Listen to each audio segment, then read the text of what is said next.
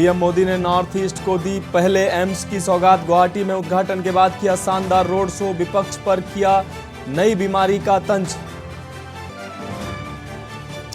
वीरभूम में शाह का वादा, विधानसभा में भी बनाएंगे सरकार, फिर यहां शांति से निकलेगा रामनवमी का जुलूस। लोकसभा में बीजेपी को राज्य से 35 सीटों की दरकार। दिल्ली शराब घोटाला मामले में सीएम केजरीवाल को सीबीआई ने भेजा समन। 16 अप्रैल को पूछताछ के लिए बुलाया। सिंघवी से कानूनी सलाह लेगी आम आदमी पार्टी। 24 में मोदी विरोधी मोर्चा का चेहरा बनने की कोशिश में सीएम नीतीश कुमार। चुनावी साल में पहले देश भर का करेंगे दौरा, बोले दिल्ली में कई नेताओं से होगी मुलाकात। कर्नाटक चुनाव से पहले बीजेपी को बड़ा झटका, पूर्व डिप्टी सीएम लक्ष्मण सावदी को कांग्रेस ने दिया टिकट, मंथन में जुटी बीजेपी। पुलिस पूछताछ में माफिया अतीक अहमद ने एसटीएफ टीम को दी धमकी, कहा जिन्होंने मेरे बेटे को मारा छूटते ही बताऊंगा क्या चीज होता है गद्दी। आप देख रहे हैं की न्यूज, खबरों का सारथी। नमस्कार, मैं हूं आपके साथ मनोज मानस। रुक करते हैं खबरों का। खबर दिल्ली से, भाजपा नेता की गोली मारकर हत्या हुई है। आपको बता दें, सुरेंद्र मटियाला की गोली मारकर हत्या। मटियाला रोड स्थित ऑफिस में घुसकर गोली मारी गई है। तो दिल्ली से इस वक्त की बड़ी और अहम खबर, सुरेंद्र मटियाला की गोली मारकर हत्या की गई है। बीजेपी नेता मटियाला को गोली मारकर हत्या की गई है। भारतीय जनता पार्टी के किसान मोर्चे से जुड़े थे। मटियाला रोड स्थित ऑफिस में घुसकर यह गोली की घटना को अंजाम दिया गया है। पश्चिमी दिल्ली के सांसद परवेश वर्मा के बेहद करीबी थे। पार्टी टिकट पर निगम पार्षद का चुनाव भी लड़ चुके थे। तो इस वक्त की बड़ी और अहम खबर दिल्ली से आपको दिखा रहे हैं। भाजपा नेता की गोली मारकर हत्या की गई है। दिल्ली से बड़ी खबर, सुरेंद्र मटियाला की गोली मारकर हत्या की गई है। प्रवेश वर्मा के काफी करीबी बताए जा रहे हैं। दिल्ली सांसद प्रवेश वर्मा के काफी करीबी बताए जा रहे हैं। तो भारतीय जनता पार्टी के किसान मोर्चे से जुड़े थे पटियाला, माफ कीजिएगा मटियाला। भारतीय जनता पार्टी के किसान मोर्चे से जुड़े थे। साथ ही बता दें, दिल्ली के सांसद प्रवेश वर्मा के काफी करीबी माने जाते हैं। पार्टी टिकट पर निगम पार्षद का चुनाव भी लड़ चुके हैं। तो दिल्ली से इस वक्त की बड़ी और अहम खबर, भाजपा नेता की गोली मारकर हत्या। मटियाला स्थित बीजेपी कार्यालय, आपको बता दें, सुरेंद्र मटियाला की गोली मारकर उनके कार्यालय में गोली मारकर हत्या की गई है। और हमारे संवाददाता प्रवेश शर्मा इसी खबर पर हमारे साथ जुड़ गए हैं। जी प्रवेश, बीजेपी नेता की ऑफिस में गोली मारकर हत्या की गई है, क्या है पूरी खबर? जी बिल्कुल, मैं आपको बता दूं, दिल्ली के द्वारका इलाके में की ये घटना है और ये बीजेपी किसान मोर्चा के नेता थे सुरेंद्र मटियाला, जो अपने ऑफिस में बैठकर कुछ काम जा रहा है कि उसी ऑफिस में घुसकर 6 गोली उनको मारी गई है और उन्हें अस्पताल ले जाया गया, जिसके बाद उन्हें डॉक्टर ने मृत घोषित कर दिया। ये घटना लगभग 7:30 के बीच की बताई जा रही है। जी हाँ प्रवेश, अगर बात करें तो ये हत्या रंजिशन हुई है या और कोई कारण है, कुछ खुलासा हो पाया है? जी देखिए, इस पे तो अभी पुलिस जांच कर रही है, ये तो जांच का विषय है, लेकिन बताया जा रहा है कि कुछ अज्ञात बाइक सवार बदमाश ऑफिस में आकर उन्होंने गोली चलाई थी और जो गोली चलाने के बाद वो बड़ी तेजी से वहां से भाग गए। और बताया ये जा रहा है कि ये बीजेपी में ये प्रवेश वर्मा के खास साथी रहे हैं और इन पे जो हमला हुआ है ये कोई रंजिश है या साजिश है, ये अभी पुलिस की जांच का विषय है। प्रवेश, अगर बात करें परिजनों की, तो आपका संपर्क किसी परिजन से हो पाया है? परिजनों का कोई आरोप किसी पर? जी बिल्कुल, मैं आपको बता दूं कि अभी उनके जब 7:30 के आसपास उनको गोली लगी थी, उसके बाद हॉस्पिटल ले जाया गया। तो आनंद फानंद में अभी परिवार जो है किसी हालत के लिए तैयार नहीं है, इतनी जांच कर रही है और बताया जा रहा है कि ये जल्द ही पुलिस। जी हाँ प्रवेश, अगर बात की जाए बीजेपी के कार्यकर्ता किसान मोर्चा से, आप बता रहे हैं किसान मोर्चा के सक्रिय सदस्य आप बता रहे हैं, तो बीजेपी की तरफ से कोई प्रतिक्रिया अभी तक देखने को मिली है? अभी अभी फिलहाल अभी तक जो है पार्टी की बीजेपी की या किसी नेता की कोई प्रतिक्रिया अभी तक तो नहीं आई है, लेकिन थोड़े बहुत समय में या हो सकता है थोड़ी बहुत देर में जरूर कोई ना कोई प्रतिक्रिया सामने आएगी। जी हाँ प्रवेश, आप हमारे साथ बने रहिए। इस अहम जानकारी के लिए आपका शुक्रिया। तो दिल्ली से इस वक्त की बड़ी और अहम खबर आपको दिखा रहे हैं। पार्टी टिकट पर निगम पार्षद का चुनाव भी लड़ा है मटियाला ने। तो बीजेपी नेता सुरेंद्र मटियाला की कार्यालय में गोली मारकर हत्या का मामला ये सामने आ रहा है। दिल्ली से इस वक्त की बड़ी और अहम खबर, सुरेंद्र मटियाला की गोली मारकर हत्या। दिल्ली सांसद प्रवेश वर्मा के काफी करीबी बताए जाते हैं।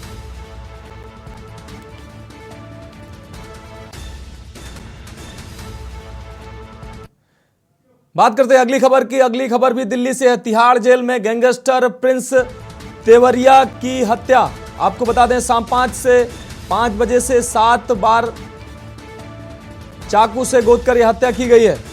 तो ये शाम 5 बजे की घटना बताई जा रही है। 7 बार चाकू गोदकर यह हत्या को अंजाम दिया गया। दिल्ली के तिहाड़ जेल में हत्या से हड़कंप मचा हुआ है। आपको बता दें, राहुल चौधरी गैंग से झगड़ा होने के बाद यह मर्डर हुआ है। तो दिल्ली से इस वक्त की बड़ी और अहम खबर आपको दिखा रहे हैं। शाम 5 बजे 7 बार चाकू से गोदकर इस घटना को अंजाम दिया गया है। दिल्ली के तिहाड़ जेल में हत्या से हड़कंप की स्थिति। राहुल चौधरी गैंग से झगड़ा होने के बाद मर्डर की यह घटना हुई है। तो तिहाड़ जेल में गैंगस्टर प्रिंस तेवतिया की हत्या। प्रवेश शर्मा हमारे संवाददाता इसी खबर पर हमारे साथ जुड़े हुए हैं। जी प्रवेश, प्रिंस तेवतिया जो गैंगस्टर था उसकी हत्या की खबर सामने आ रही है, क्या है पूरी खबर? तो बड़ी हैरान और परेशान करने वाली खबर है कि दिल्ली का तिहाड़ जेल जो सबसे ज्यादा सेफ और सख्त प्रशासन में माना जाता है, उसी जेल के अंदर बैरक नंबर 3 में ये बताई जा रही है, जिसमें प्रिंस तेवतिया पर राहुल चौधरी के आदमी ने जो है 7 बार उनको चाकू गोदकर उनकी हत्या कर दी। बताया जा रहा है इस हमले में लगभग 5 कैदी और घायल हुए हैं, जिनका इलाज पास के अस्पताल में चल रहा है और प्रिंस तेवतिया को मृत घोषित कर दिया गया है। प्रवेश, अगर बात करें जेल प्रशासन की, तो जेल प्रशासन से किस तरह की जानकारी मिल पाई है? ये घटना कैसे हुई? जी बिल्कुल, मैं बता दूं, दिल्ली पुलिस के मुताबिक जेल में गैंगवार के दौरान प्रिंस तेवतिया पर जब चाकू से हमला हुआ था तो वो अपने बैरक से निकलकर बाहर घूम रहे थे और पीछे से आकर कुछ लोगों ने ये कहे कैदियों ने उनको पकड़कर उन पर हमला किया और 5 से 7 बार उन पर वार किया और जिस वार के कारण उनकी मृत्यु हो गई। और दूसरी बड़ी बात मैं आपको बता दूं कि इस बैरक में कई और अन्य जो बड़े बड़े गैंगस्टर हैं वो लोग इसी बैरक में बंद हैं। और हैरानी की बात यह है कि लॉरेंस बिश्नोई के साथ भी इनकी काफी अच्छी दोस्ती थी। ये राहुल चौधरी की दुश्मनी के चलते इनकी मौत हुई है। जी हाँ प्रवेश, अगर बात करें तिहाड़ जेल की, तो देश की सबसे ये सुरक्षित जेल मानी जाती है और काफी प्रसिद्ध जेल भी है। बड़े बड़े जो इसमें माफिया, बड़े शूटर तमाम इसमें बंद हैं। तो जेल प्रशासन पर एक बड़ा सवाल नहीं उठता ये इस तरह की घटना? जी बिल्कुल, पूरे देश ही में मैं बात करूंगा, तिहाड़ जेल सबसे सेफ और सुरक्षित माना जाता है। जिसके अंदर वो भी कैदियों के पास चाकू पहुंच जाना अपने आप में ये तिहाड़ जेल के प्रशासन के लिए बहुत बड़ा मैं ये कहूंगा लापरवाही है। और अभी इस पे जांच बैठेगी, देखना होगा कि ये चाकू उन कैदियों तक पहुंचा कैसे और उन्होंने जब इनको इस घटना को अंजाम दिया, प्रशासन या ये कहें जो सिक्योरिटी थी वो कहाँ थी, उन्होंने क्यों नहीं देखा, क्यों इस मामले में देरी हुई, ये सब जांच का विषय है। जी प्रवेश, इस खबर के लिए, इस अहम जानकारी के लिए आपका बहुत शुक्रिया। तो दिल्ली से आपको अहम और बड़ी खबर दिखा रहे हैं। तिहाड़ जेल में गैंगस्टर की हत्या की खबर सामने आ रही है। शाम 5 बजे की यह घटना है। 7 बार चाकू से गोदकर गैंगस्टर तेवरिया की हत्या हुई है। तो दिल्ली से तिहाड़ जेल में हड़कंप की स्थिति। बात करते हैं अगली खबर की। सीएम मनोहर लाल खट्टर के औरंगाबाद गांव की महिलाओं ने पारंपरिक गीत गाकर स्वागत किया। मुख्यमंत्री मनोहर लाल खट्टर आज दूसरे दिन भी पलवल में जनसंवाद कार्यक्रम के तहत लोगों से रूबरू हुए। सीएम ने दूसरे दिन की यात्रा हथीन से शुरू की। यहां से उटावड़ जाते समय रास्ते में रुककर एक महिला से बात की। सीएम ने रुपडाका गांव स्थित शहीद मीनार पर प्रथम स्वतंत्रता संग्राम 1857 के शहीदों को नमन कर श्रद्धांजलि अर्पित की। कार्यक्रम में हथीन विधायक प्रवीण डागर, पूर्व विधायक केहर सिंह रावत, प्रदेश महामंत्री पवन कुमार सैनी, एडीजीपी हरियाणा आलोक मित्तल, डीसी नेहा सिंह सहित तमाम प्रशासन के अधिकारीगण भी मौजूद रहे।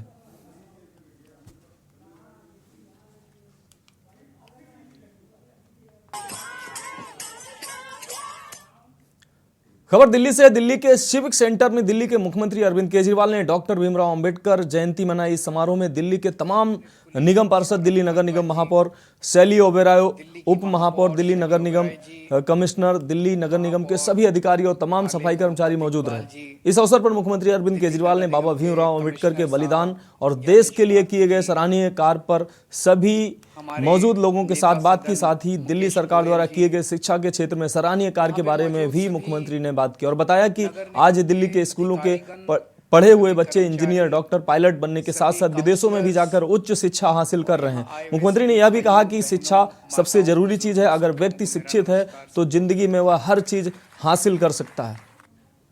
मंच पे आसीन मेरे कैबिनेट कुलीग सौरभ भारद्वाज जी, दिल्ली की महापौर खबर दिल्ली से है। क्लस्टर बसों से दिल्ली में रोज दुर्घटना हो रही है और दिल्ली सरकार फिर भी आए दिन इन्हीं प्राइवेट बसों को किलोमीटर स्कीम पर ला रही है। ऐसे में दिल्ली की सड़कों पर ब्लू लाइन बसों से ज्यादा एक्सीडेंट, क्लस्टर बसों से हादसे होने की संभावनाएं जताई जा रही हैं, जिसको लेकर लोग अभी से परेशान हो रहे हैं।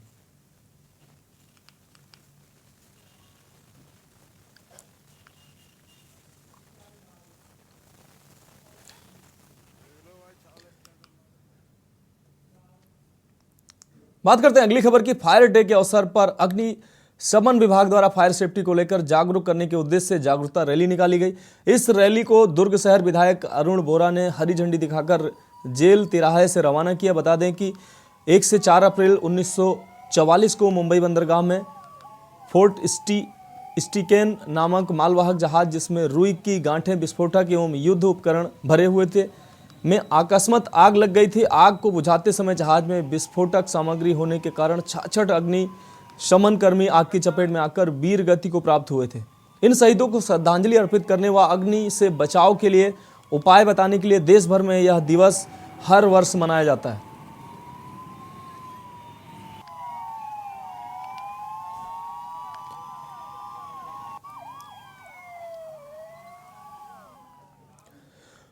रुक करते हैं अगली खबर का। दुर्ग जिले के वासियों के लिए रेलवे ने बड़ी सौगात दी है। दुर्ग से केवटी तक चलने वाली ट्रेन अब रोजाना अंतागढ़ तक चलेगी। दुर्ग से सिर्फ केवटी तक चलने वाली ट्रेन का विस्तार किया गया, जिससे अब यह ट्रेन अंतागढ़ तक चलेगी। अंतागढ़ तक ट्रेन चलने से अब छात्र छात्राओं को भी इसका फायदा मिलेगा, वहीं आने जाने वाले लोगों के लिए का समय भी बचेगा।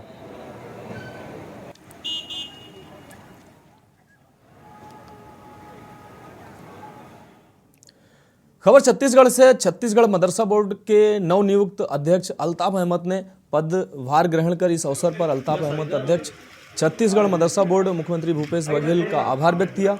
छत्तीसगढ़ मदरसा बोर्ड के नवनियुक्त अध्यक्ष अल्ताफ अहमद ने कार्यालय छत्तीसगढ़ मदरसा बोर्ड में अध्यक्ष पद का शपथ ग्रहण किया। इस अवसर पर अरुण बोरा विधायक एवं अध्यक्ष warehouse corporation, Mahendra Chhabra अध्यक्ष राज्य अल्पसंख्यक आयोग एवं इदरीस गांधी उर्दू अकादमी सहित उपस्थित अतिथियों ने अल्ताफ अहमद को बधाई एवं शुभकामनाएं दी। इस अवसर पर अल्ताफ अहमद ने भूपेश बघेल का आभार व्यक्त करते हुए कहा कि मुझे जो जिम्मेदारी दी गई है, मैं पूरी लगन और मेहनत से उसे पूरा करूंगा। मदरसों के विकास और उत्थान के लिए विशेष रूप से कार्य योजना बनाकर कार्य करना है। मदरसों की जो समस्याएं हैं, निराकरण के लिए विशेष प्रयास करूंगा।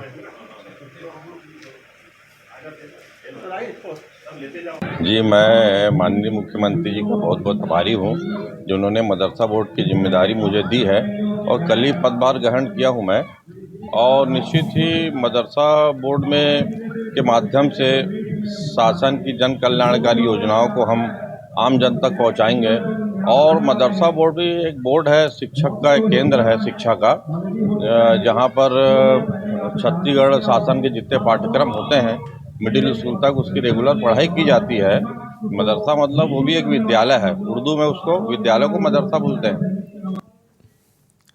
कोंडागांव में बाबा साहेब की 132वीं जन्म जयंती समारोह का आयोजन अप्रैल को जिला मुख्यालय कोंडागांव में आयोजित किया गया। कार्यक्रम की शुरुआत कोर्ट परिसर के पास स्थित बाबा साहेब अम्बेडकर जी की प्रतिमा के समक्ष पंचशील दीप प्रज्वलित कर किया गया। इसके बाद सर्व अनुसूचित जाति वर्ग, अनुसूचित जनजाति, पिछड़ा वर्ग, धार्मिक अल्पसंख्यक समाज के जनों के माध्यम से संयुक्त रूप से जिला मुख्यालय कोंडागांव में रैली निकाली गई, जिसके बाद न्यायालय परिसर में ही सभा का आयोजन किया गया।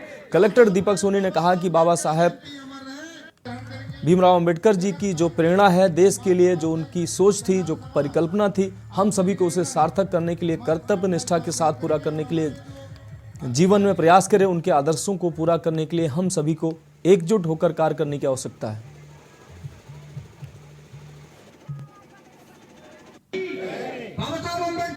पूज्य बाबा साहेब भीमराव अंबेडकर की जयंती है, इस पर हमने पुण्य स्मरण किया और इस शुभ अवसर पर प्रदेशवासियों को, देशवासियों को बहुत बहुत बधाई, शुभकामनाएं देता हूं। बाबा साहेब भीमराव अंबेडकर जी ने संविधान निर्माण किया था और देश के हर नागरिकों को मौलिक अधिकार दिया था, अभिव्यक्ति की आज़ादी के लिए संविधान में प्रावधान किया था और एसटी, एससी, ओबीसी अन्य वर्गों के लिए भी संविधान में व्यवस्थाएं की थी, जिसके कारण आज इन वर्गों के उत्थान और प्रगति के लिए कारगर साबित होता है। मैं इस अवसर पर पुनः मैं बधाई देते हुए बाबा साहब अम्बेडकर जी की जयंती पे आज जो कार्यक्रम है उसमें मुझे आने का सुअवसर मिला और सौभाग्य मिला, और जिसमें कि समाज के सभी लोग जो है यहाँ पे उपस्थित हैं। माननीय विधायक जी भी यहाँ पे उपस्थित हैं और सभी जनप्रतिनिधिगण भी यहाँ पे उपस्थित हैं, और सभी के साथ जो है बाबा साहब अम्बेडकर जी की जो प्रेरणा है, जो उनका देश के लिए जो उनकी सोच थी, जो परिकल्पना थी, हम सब उनको सार्थक बनाने के लिए अपने कर्तव्य निष्ठा के साथ जीवन में प्रयास करें। यही सब हम लोग यहाँ पे संकल्पित भी रहते हैं और इसी का प्रयास करने के लिए, उनके आदर्शों का पालन करने के लिए हम सब एकजुट होकर कार्य करें। अपने ज़िले को एकता का मिसाल बनाएं, अपने ज़िले को जो है गरीबी उन्मूलन के लिए मिसाल बनाएं।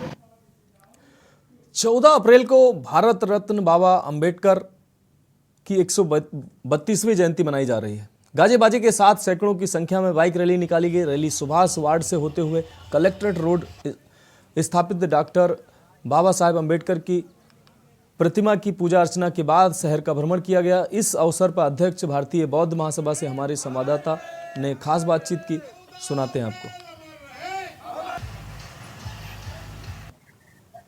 पूरे भारत ही नहीं, पूरे विश्व में आज 14 अप्रैल को बाबा साहब भीमराव अंबेडकर की जयंती बड़े ही धूमधाम से मनाया जा रहा है। इसी तारतम्य में इस वक्त हम मौजूद है कांकेर जिले के यहाँ शहर में मौजूद है। मेरे पीछे जस्ट आप देख सकते हैं जो बाबा साहब की जो मूर्ति है, यहाँ पे भी एक बहुत ही बड़ा पंडाल लगाया गया और बहुत ही बड़ी आज जो बाइक रैली सुबह निकाली गई थी। इस वक्त हमारे साथ जो बौद्ध महासभा के अध्यक्ष है बीरबल गढ़पाले जी, उनसे भी हम जानने की कोशिश करते हैं कि लोगों में कितना आज उत्साह देखने को मिला है। आज की जो सैकड़ों की संख्या में बाइक रैली में जो लोग शामिल हुए थे।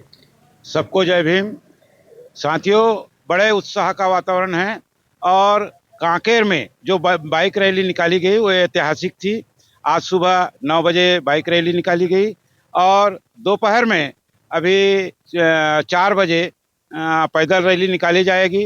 डॉक्टर भीमराव अंबेडकर के आदमकद प्रतिमा में पूजा अर्चना करने के बाद पुनः स्टेट बैंक के सामने स्टैचू में कार्यक्रम होगा और वहाँ मंची कार्यक्रम होगा, जिसमें अतिथियों का सम्मान और जो प्रतिभावान बच्चे हैं उनका सम्मान, और जो कल 12 तारीख को, परसों 12 तारीख को जो कार्यक्रम हुआ उसमें जो प्रथम द्वितीय स्थान प्राप्त किए हैं उनको भी पुरस्कृत किया जाएगा, उनका उत्साहवर्धन किया जाएगा। जो उनकी जयंती है वो बड़ी ही धूमधाम से कांकेर शहर में भी मनाया जा रहा है। विकास संभोरे, के न्यूज इंडिया, कांकेर। बात करते हैं अगली खबर की। औद्योगिक इकाइयों को संपत्ति कर के भार से मुक्त किए जाने के संबंध में मुख्यमंत्री भूपेश बघेल ने प्रदेश के सभी नगरीय निकाय से अपने विचार मांगे हैं। इसी के मद्देनजर नगर पालिका निगम भिलाई के सभागार में विशेष सामान्य सभा औद्योगिक इकाइयों को संपत्ति कर के भार से मुक्त किए जाने को लेकर आयोजित की गई। सभा में महापौर नीरज पाल सहित पक्ष विपक्ष के सभी पार्षद उपस्थित हुए। औद्योगिक इकाइयों को संपत्ति कर के भार से मुक्त किए जाने के संबंध में दोनों ही पक्षों के बीच चर्चा जारी रही। दोनों ही पक्षों में तानातनी का माहौल देखने को मिला। साथ ही कोई भी पार्षद किसी भी बात को सुनने को तैयार नहीं दिखा। दोनों ही दलों के पार्षदों में बैठक शुरू होने से अंत तक सरगर्मी से चर्चा होती रही। सभी अपने अपने पक्ष को मजबूत दिखाने में डटे रहे। वहीं विपक्षी पार्षदों ने शहर में गरीबी रेखा से नीचे जीवन यापन कर रहे लोगों को भी संपत्ति कर में छूट दिए जाने की मांग की। इस अवसर पर दोनों पक्षों की जोरदार बहस देखने को मिली। लगातार होती बहस के बीच अंततः विपक्षी पार्षदों ने सदन से वॉकआउट किया, जिसके बाद बहुमत के आधार पर शहर सरकार के सत्तारूढ़ दल ने प्रस्ताव को पारित किया। सत्ता पक्ष के द्वारा उद्योग कंपनियों के लोगों का संपत्ति कर माफ़ करने के लिए लाया गया था और इनके द्वारा संपत्ति कर माफ़ की जब बात आई तो हमारे द्वारा यही कहा गया कि पूरे भिलाई का आप संपत्ति कर माफ़ करिए, बीपीएल परिवार के लोगों का माफ़ करिए, जो ठेला खोमचा करके यहाँ संपत्ति दुकान खोल के बैठे सबका पैसा माफ़ करिए। तो इनके द्वारा, इनके सदन के सदस्यों के द्वारा शहर सरकार के द्वारा बीपीएल परिवार को फर्जीवाड़ा कहा गया, फर्जी परिवार कहा गया, जिसके विरोध में हम विपक्ष के लोग बहिष्कार करके आज हम लोग आ गए। देखिए, पिछले दिनों माननीय मुख्यमंत्री जी ने एक घोषणा की थी कि प्रदेश में, छत्तीसगढ़ राज्य में जितनी भी औद्योगिक इकाइयां हैं उनको संपत्ति कर से छूट दी जाए। उसके पीछे माननीय मुख्यमंत्री जी की मंशा ये रही होगी कि उद्योग, अगर छत्तीसगढ़ के उद्योग अगर अपने मूल स्वरूप में वापस आ सकेंगे, जो कि पिछले 2-3 सालों में कोविड और दूसरी वजह से औद्योगिक क्षेत्र प्रभावित रहा है, उन औद्योगिक इकाइयों को फिर से मदद करने के लिए, उनको सहारा देने के लिए उस छूट में जो संपत्ति कर उनसे लिया जाता है उसमें कुछ छूट प्रावधानों के तहत जो अधिनियम में उल्लेखित हैं, उन जो अधिनियम के तहत जो उल्लेखित प्रावधान है उसके तहत अगर कुछ छूट उनको दी जाए, जिससे कि वो औद्योगिक इकाइयाँ वापस अपने मूल स्वरूप में आ सकें, जिससे प्रदेश में रोजगार भी उत्पन्न होगा। कांग्रेस नेता प्रियंका गांधी ने जगदलपुर शहर के लालबाग मैदान में आयोजित भरोसा सम्मेलन कार्यक्रम में शिरकत की। सम्मेलन के दौरान 49 से अधिक विकास कार्यों का लोकार्पण हुआ और कई विकास कार्यों की सौगात बस्तर वासियों को दी गई। सीएम भूपेश बघेल ने जगदलपुर में मुख्यमंत्री आदिवासी पर्व सम्मान निधि योजना का शुभारंभ किया। आपको बता दें, विशिष्ट अतिथि प्रियंका गांधी की उपस्थिति में 1840 पंचायतों को 55,000 रुपये की अनुदान राशि जारी की गई। कार्यक्रम में 1 लाख से अधिक ग्रामीण उपस्थित रहे।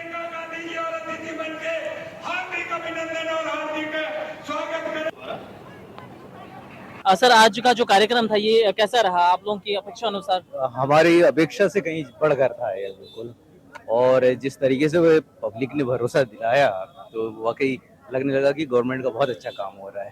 सर, क्या कुछ सौगातें जो है बस्तर की जनता को दी गई इस कार्यक्रम के द्वारा? बहुत सारे आप घोषणा की है मुख्यमंत्री जी ने, तो 1-2 हो तो मैं बताऊं, बहुत सारे किए और वो जो करते हैं वो पूरा ही करते हैं। सर, एक तरफ से कयास लगाए जा रहे थे कि प्रियंका गांधी जी के बस्तर दौरे के बाद जो है कांग्रेस की जो छोटे कार्यकर्ता उनमें जोश जो है भर जाएगा। क्या कुछ कार्यकर्ता में उत्साह देखने को मिल रहा है? अब जिस तरीके से भीड़ आई है और लोगों का भरोसा बना है उनपे, और प्रियंका जी पे तो भरोसा वैसे ही बहुत ज्यादा उस परिवार से है।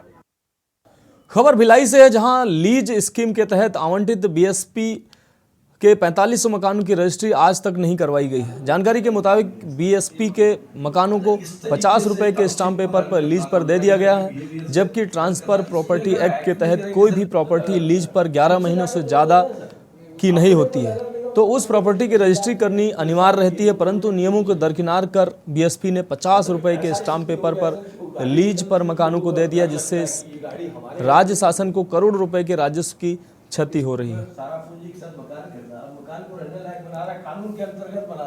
भिलाई इस्पात संयंत्र प्रबंधन द्वारा लीज स्कीम के अंतर्गत लगभग 4,500 मकान को लीज पर आवंटित किया गया था अपने कर्मचारियों के लिए। उन लीज के मकानों को लेकर भिलाई इस्पात संयंत्र ने लीज की रजिस्ट्री आज दिनांक तक नहीं किया है, और लीज के मामले में जो निर्माण का अधिकार लीज धारक को है, उस निर्माण को लेकर भवन अनुज्ञा देने का अधिकार, भवन पूर्णता देने का अधिकार, समझौता करने का अधिकार नगर निगम सीमांकित क्षेत्र में होने के कारण नगर निगम को है। तो भिलाई इस्पात संयंत्र अपने स्टेट कोर्ट के माध्यम से रेगुलेट करता है कि निर्माण जो है वो वैध है, निर्माण जो है वो अवैध है, निर्माण जो है वो अनुज्ञा के विपरीत है। जबकि अनुज्ञा देने का अधिकार उसको स्वयं नहीं है। मुख्य रूप से इसमें जो शिकायत बीएसपी की ऊपर आई है, बीएसपी के अगेंस्ट प्राप्त हुई है, पहला शिकायत ये है कि ये 50 रुपये के स्टैम्प पेपर पे लीज पे दे रहे हैं, जबकि ट्रांसफ़र ऑफ प्रॉपर्टी एक्ट को अगर अपन देखें तो अगर कोई भी लीज एग्रीमेंट अगर 14 अप्रैल को बाबा साहब का जन्म उत्सव के उपलक्ष्य में मनाया जा रहा है। क्या क्या इस कार्यक्रम में हुआ? इस कार्यक्रम में जो बाबा साहब ने एजुकेशन शिक्षा का जो अपना संदेश दिया था कि मादी रोटी खाएंगे, बच्चों को जरूर पढ़ाएंगे, शिक्षा वो सेरने का दूध है, जिसने जितना पिया उतना। तो बाबा साहब के दरबार चल करके छोटा सा वाले बाबा साहब के जोड़ों में ये जो मोहल्ले के गरीब बच्चे हैं, छोटे मोटे, जो पढ़ने में आप आए जाए, जिनके पास किसी कॉपी नहीं, पैसे नहीं, जिनके माँ बाप, तो उन बच्चों का प्रेरणा नहीं आ रहा है, तो उन बच्चों को पूरी किट, स्कूली किट जो है उनको दी जाएगी और उनका पूरा जो है स्कूल का मैनुफैक्चर जो भी उनका होता है वो संचार की तरफ से उठाया जाएगा। इस तरह कार्यक्रम आप लोग हर साल कराते हैं? इस तरह मेरे 2 स्कूल भी चलते हैं, सरकारी स्कूल में चलते हैं। एक हमारा स्कूल चलता है संगम ताकीज के बगल में, संगम ताकीज की बगल वाली गली, पतली वाली गली में, वहाँ पे हमारे जो 37 बच्चे पढ़ते हैं। हमने जो है 15 बच्चों से स्टार्ट किया था, 37 बच्चे उसी मोहल्ले पढ़ते हैं। IIT के लड़के लोग हैं, उनको संडे और शनिवार 2 दिन उनको तो मतलब जो है उनको स्पीच देते हैं और 2 दिन उनको जो है काफ़ी किताब प्रेजेंट उनको देते हैं। और एक हमारा चलता है राजापुरा में चलता है, अम्बेडकर मूर्ति के पास चलता है, वहाँ पर भी हमारा जो है संडे और शुक्रवार 2 दिन वहाँ हमारा चलता है स्कूल।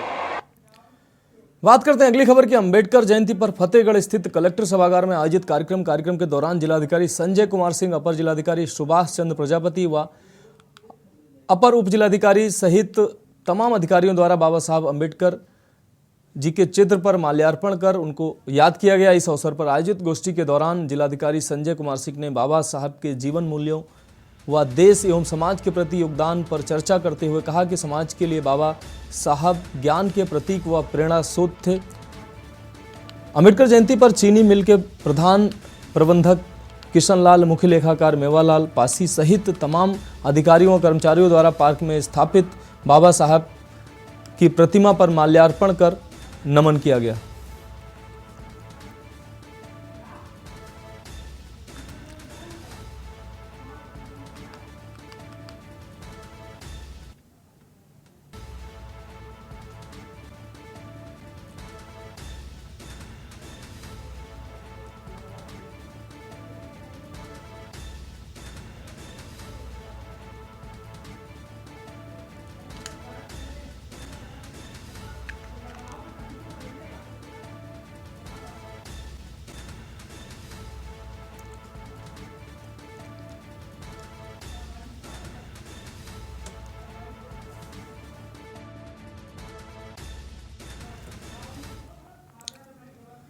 इस बीच आगरा से बड़ी खबर आ रही है, आपको बता दें आगरा से बड़ी खबर, कथावाचक देवकी नंदन ठाकुर का बयान।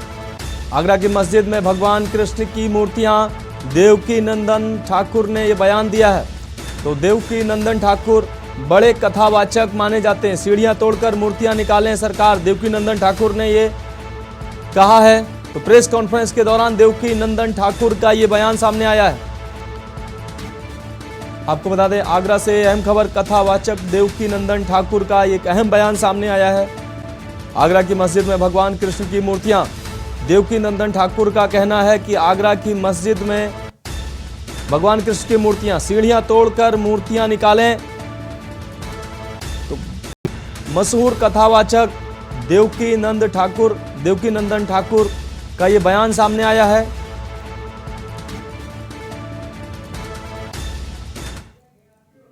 खबरों में अभी के लिए इतना ही।